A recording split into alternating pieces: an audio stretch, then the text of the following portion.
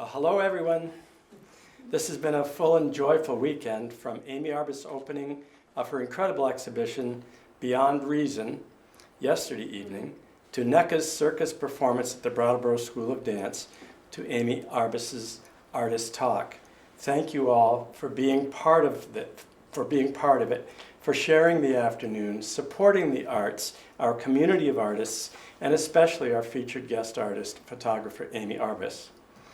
In most of her previous series or bodies of work, Amy Arbus is able to select or direct or even pose her subjects. But as our artist friend and writer from Bennington, Tom Fells, observes, in a project to photograph newborns, she did capitulate entirely to the whims of nature. The same can be said about Beyond Reason, where performers, aerialists, and acrobats glide and reach with grace and strength and agility and speed, and can't be stopped for a snapshot or a rerun. What happens on stage or in the ring happens so fast that the naked eye isn't even conscious of seeing it. It takes Amy Arbus's artist eye and exquisite timing to capture the inhuman posture and a camera shooting at 10 frames per second. The result is a display of awe-inspiring grace and beauty to be held forever. But the images tell it all. Please let's all enjoy the exhibition and welcome photographer Amy Arbus.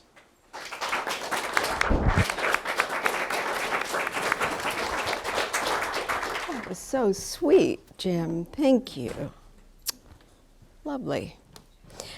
You all have seen the image out front in the window, which is me at age 24. And this was taken when I was roughly 36.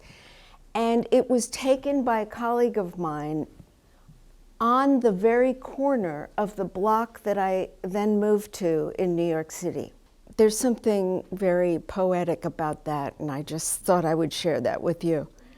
I wanted to give you a brief synopsis of my career. I started in the 80s at the Village Voice, and I worked for a couple months on my own without pay, just trying to figure out what I was looking for. The job description was photograph anyone who makes you turn your head. And there was a lot of that.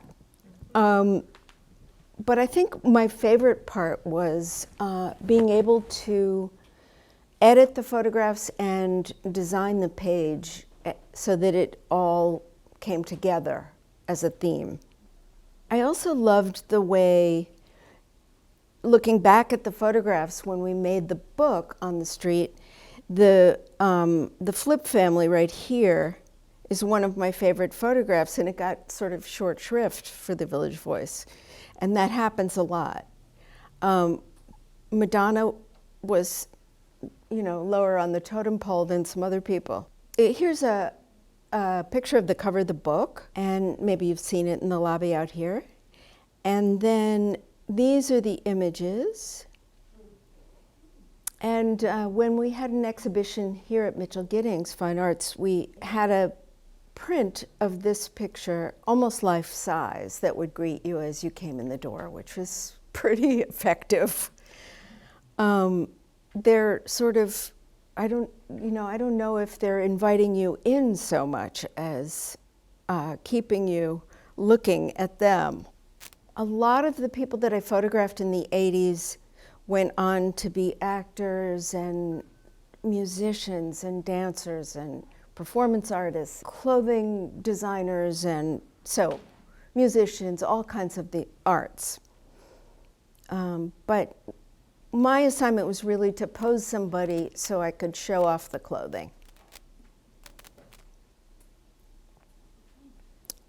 I was thrilled that recently the Metropolitan Museum of Art bought several pieces, and this is one of the ones that they chose. And this woman was pregnant with twins and doing a very rockabilly kind of boy look.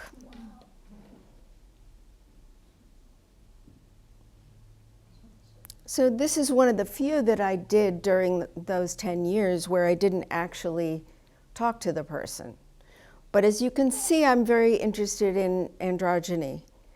And it doesn't matter to me what a person is or wants to be. Here again, there's a woman dressed sort of half like a boy. And this guy, I attributed all kinds of psychological reasons why he would draw his eyeliner all the way around his head. But when I spoke to him many years later, he said, oh no, I just felt like doing that day. These guys are partners. They do set design for movies.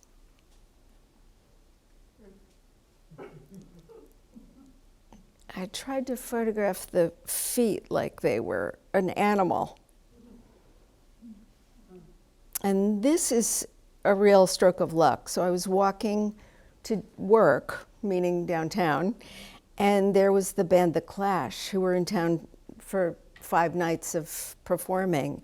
And they were going to be extras in King of Comedy, a film way back when, 1982, I think. This is one of my favorite pictures from that time because I call it Guys with Zero T-shirts, but of course it was a much more spiritual signifier. And they're identical twins, maybe not quite so identical. So many years later, I did a series called The Fourth Wall, in which, so Alan Cumming actually, I photographed him on assignment for The New Yorker. And this was opening night of his original cabaret. And his agent is toasting him at the side there. He ended up being the cover of the book, which had a totally different concept, which is that if I bring the actors out of their plays, out of their lighting, but maintain their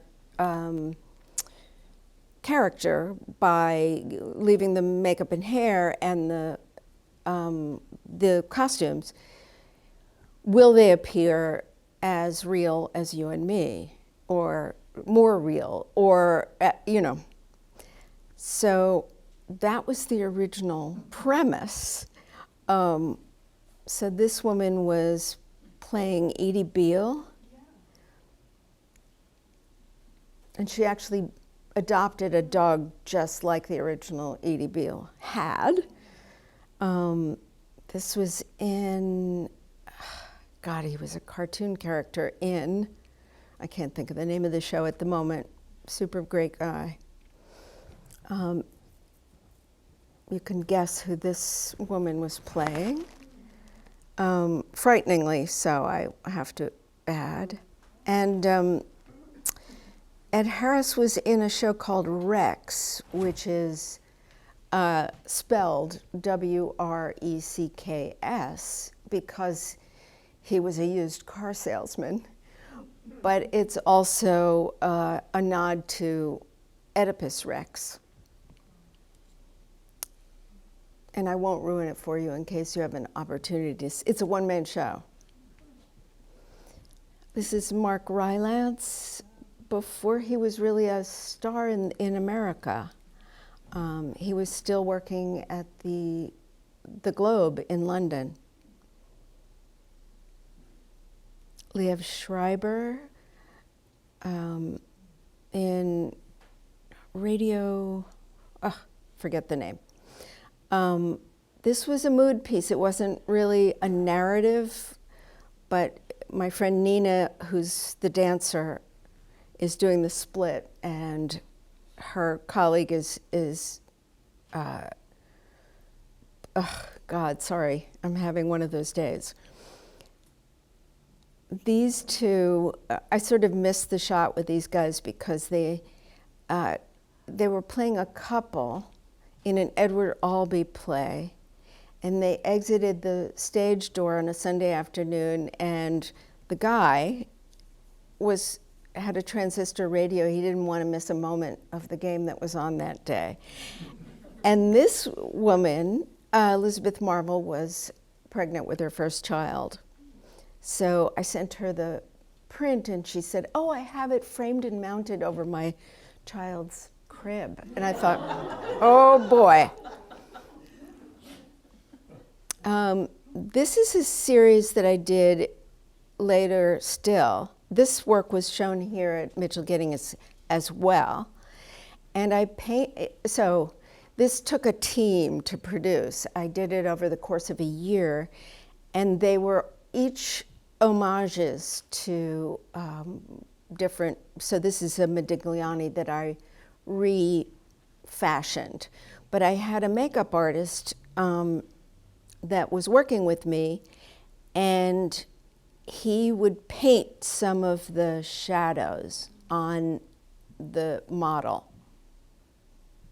And we were at a painted backdrop studio, so that's how we got the backgrounds. And we often painted the bodies or the clothing as well, and the props. So this was a real adventure for me because I learned a lot about perspective that only a painter would know.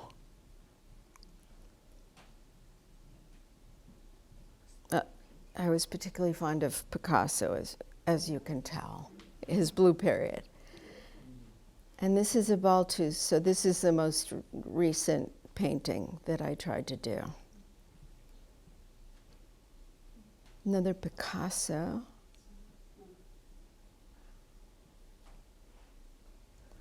And in terms of picking images, I was looking for things that we could reproduce, so nothing too ancient with the costumes.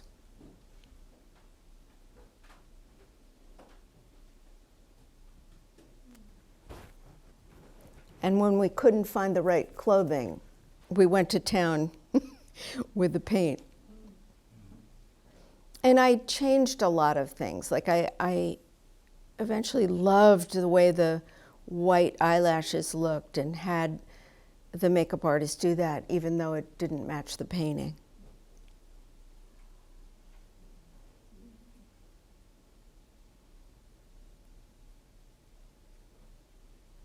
I can't take any credit for this guy's body. He just had this incredible body and that color hair. I wanted to show you these tonight because I think in addition to the infant series, they preclude the circus images. So these were all done from the back seat of a taxi cab in 1990. And I was photographing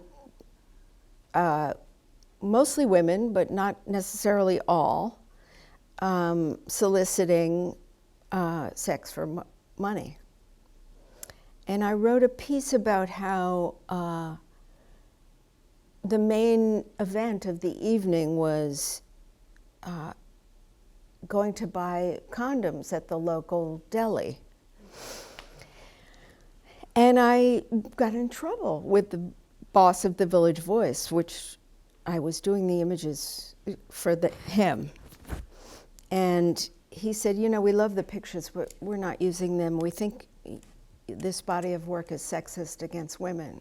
And and to me, they were some of the most romantic pictures I had ever taken. So maybe that's objectifying women. I couldn't figure out what he was talking about.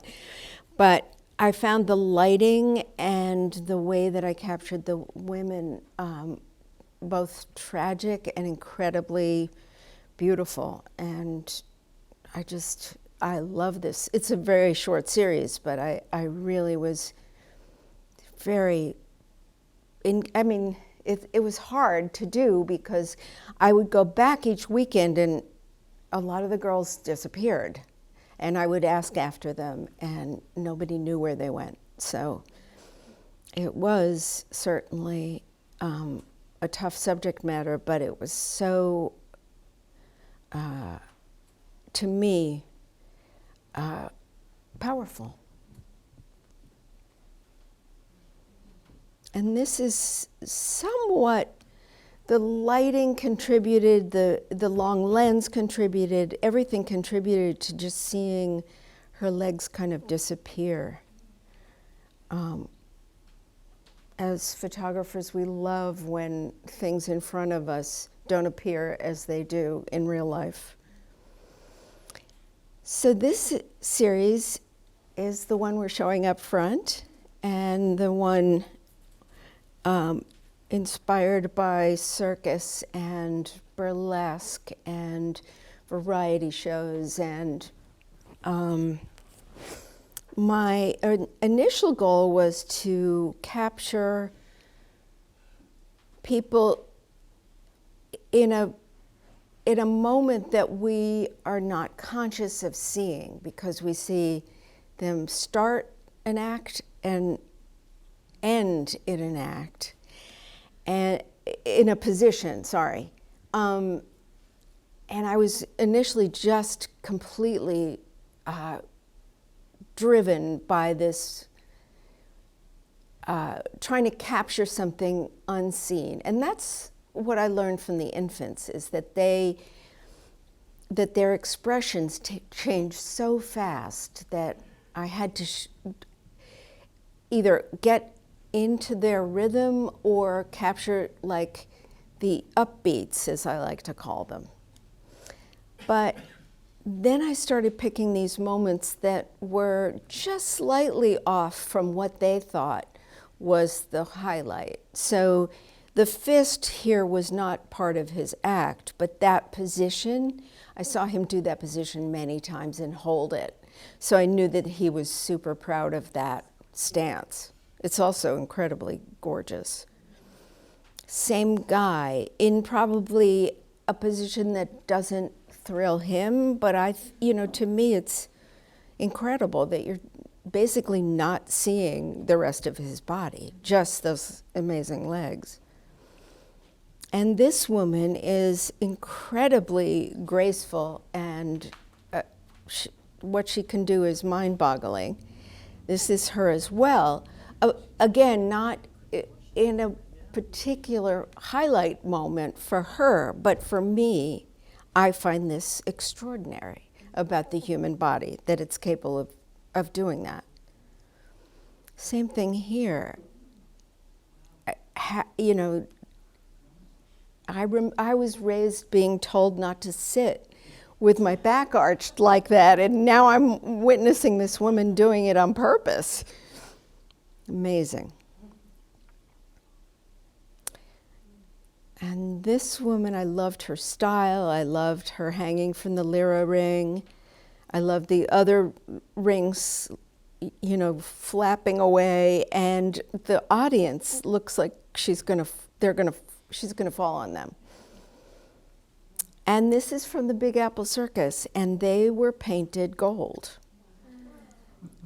And they were standing on a platform that was lighting them. And so they were lit from every single angle. And I just couldn't believe what they could do. And these guys I'm dying to photograph again, because they were staggeringly amazing. So they're called the Two Fathoms, and I found them in a show called The Hook in Atlantic City. Definitely worth traveling for. Okay, I guess that's the end. Thank you.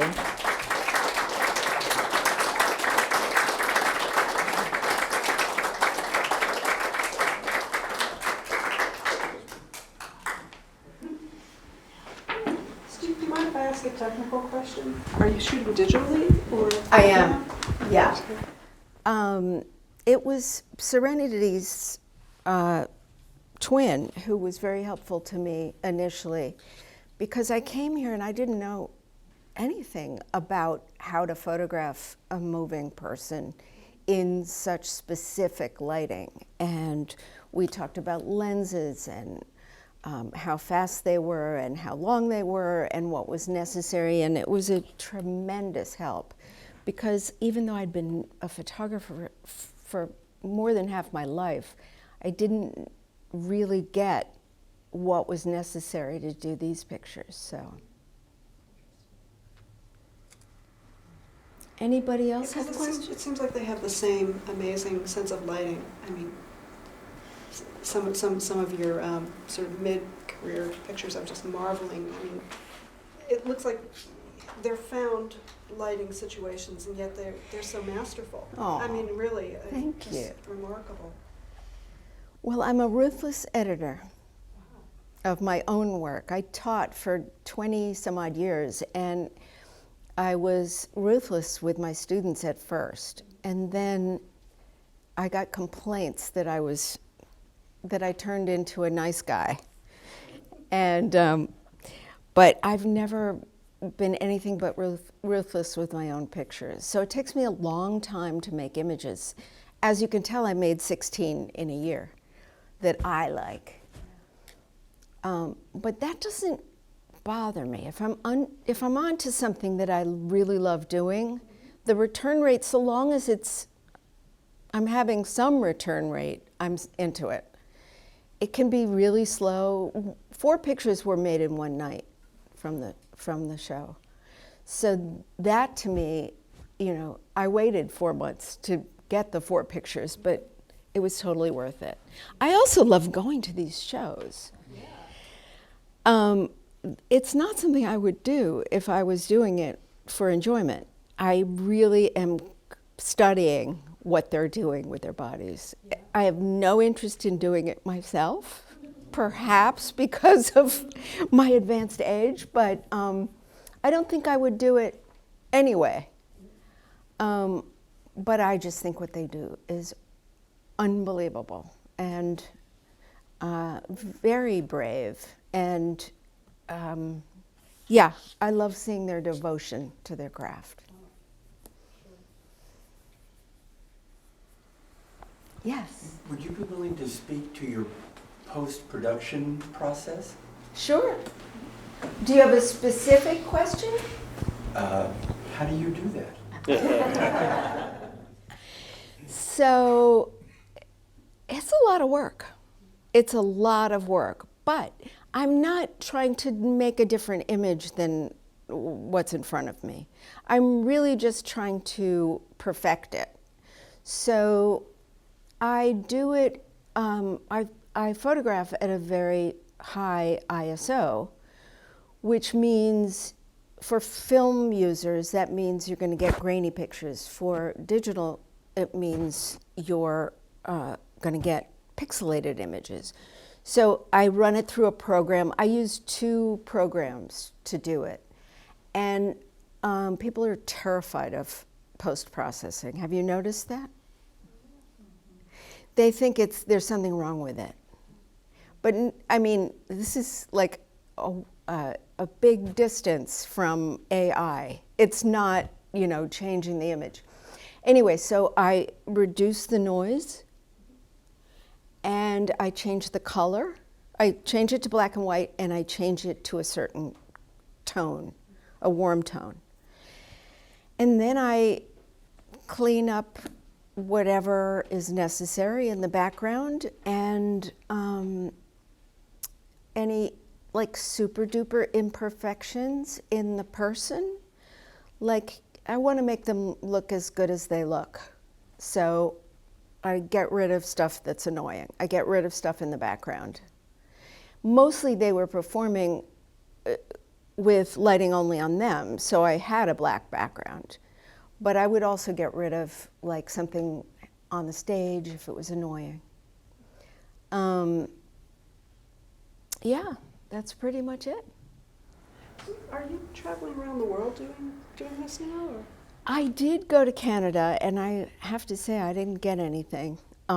So that intimidated me a bit. And COVID intimidated me also. But I am going to Vegas. So at the moment, I've been working in Massachusetts, New Jersey, and Vermont. Massachusetts, Vermont, New York City, and New Jersey. But Vegas is the next stop. New Orleans.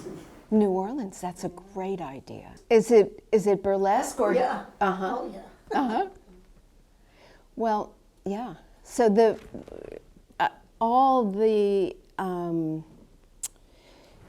all of those forms are now merging, and that's what I'm interested in.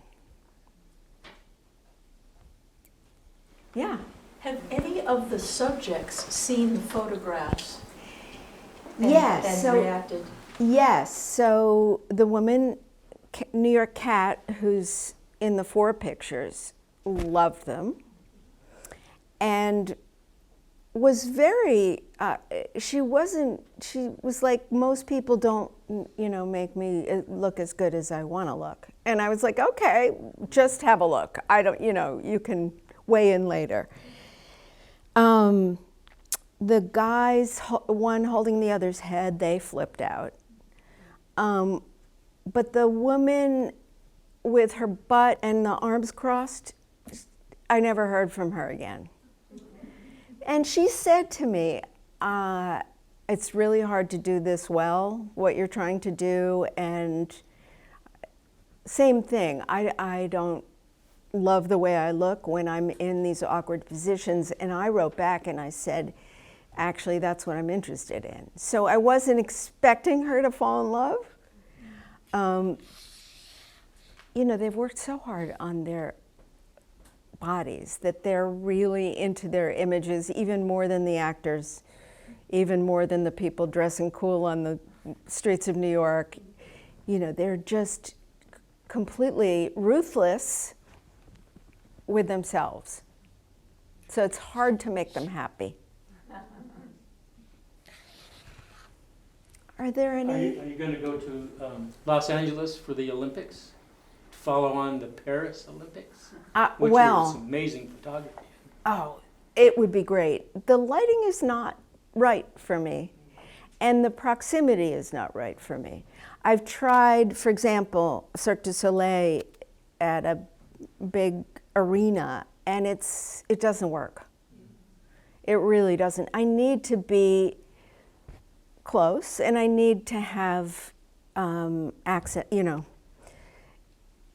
like one arena where Cirque du Soleil performed had the audience behind the talent. So we were on 2 halves of an arena facing each other.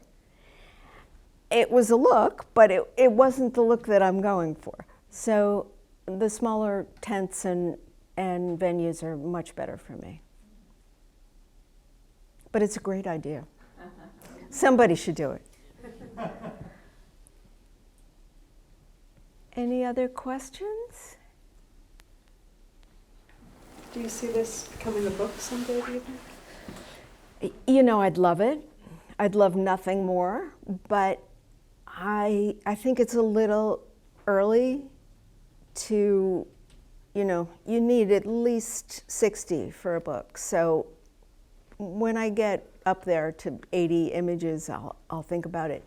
And publishing has changed since I did my last 5 books. So I don't know if I would, at this point, want to do something on my own without a publisher. That might be not the point, you know what I mean? I'd love it to be out there for people to have it and see it, but I think it might be a lot of work that I wouldn't enjoy.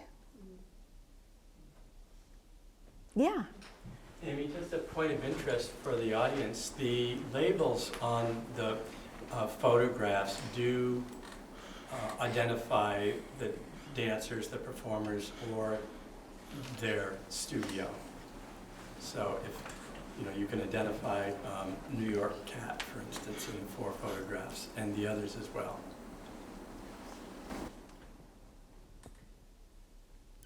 Okay. I just have one more question. Sure. You said that your mother's photographs of the circus inspired you. Can you? Actually, that's not true. My mother inspired me very much, but not her circus photos. In fact, I had not seen them. She wanted me to be in the circus. That's the story.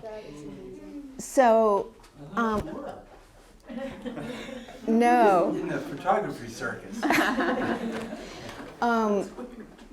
She used to joke about it, but I think there was some truth to it. I think she thought that was the ultimate. And when I had a little preview in New York, because I wanted my New York people to see this work, and the woman at the Met who handles my mom's work said, "Oh, you've got to see her circus pictures," and she sent them to me.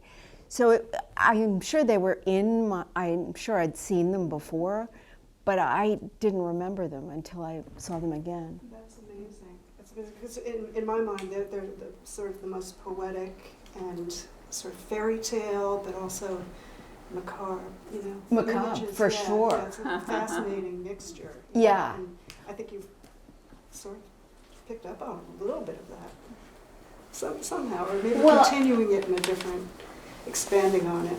Yeah, there is an element of, I can't believe they're doing this. Meaning, not only is it so great, but what you need to do to train your body to be able to do it is so huge and so daunting and so maybe not good for your body. So. I read a lot of joy on the faces too of your images. Oh, yeah, thank of you. your performers. Oh, now there's lots. Cool. I'm wondering if there are any photographers who you really admire, who have influenced you by their work? No, I'm kidding. Of course. Of course. Mary Ellen Mark comes into mind. Oh, I had a little problem with Mary Ellen because she tended to copy my mom. But she is so fantastic, and I've only come to love her work more since I started working on circus. They're absolutely stunning. Fantastic. And I just wish I could have been there. They're just so amazing. Yeah, I love her work. There's not a lot of circus photography. It's like there's photographers who have dabbled. But I went searching for books to, get me off the ground, and I didn't find a lot of circus work. Like my mother didn't do a whole bunch of images. Are there any photographers who've influenced your work, not just the circus work? Well, I studied with Richard Avedon, who is one of the most was one of the most amazing people I've ever met in my life. And because he was so bright, so energetic, so inspiring, so inspired, I would say he's in my top 10 for sure. I love August Sander, German photographer that worked. He did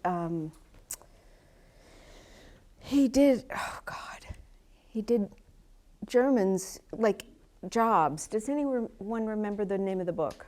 He's one of my favorites too. It's just amazing. There's street photography in a way, but it was supposed to be a portrait of the German people when he started the project. The workers, though. Right. Yes. Yeah.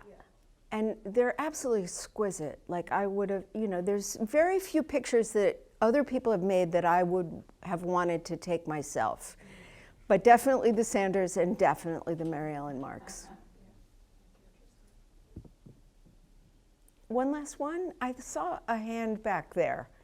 But if not, okay. Thank you for coming. Thank you so much.